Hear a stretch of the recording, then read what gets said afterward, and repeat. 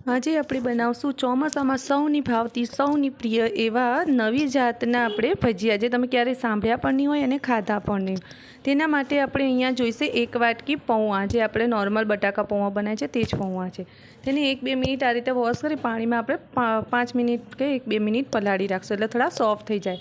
હવે તેને આ રીતે આપણે કાણાવાળી ચાળણીમાં નિતારી લેશું. હવે આપણે એક ડુંગળીને આ રીતે મીડિયમ સાઇઝની એક ડુંગળી હતી એને કાપી લીધી છે, અને 5 મિનિટ આપણે મીઠું રાખીને આ રીતે બધી છૂટી પાડી દેવાની છે, અને 5 મિનિટ છોડી દેવાની, એટલે એનું પાણી રિલીઝ કરશે આ ડુંગળી.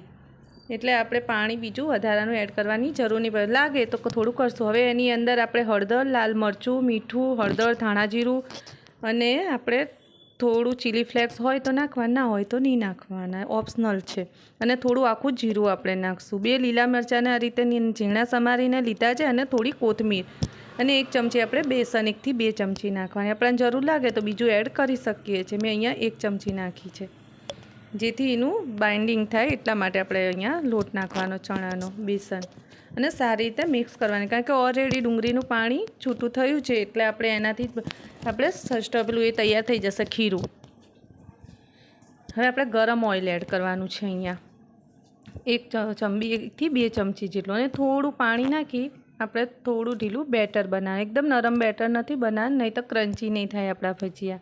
અને આ રીતે ગરમ તેલ થાય, મીડિયમ ગરમ, એટલે આપણે તળી લેવાના છે.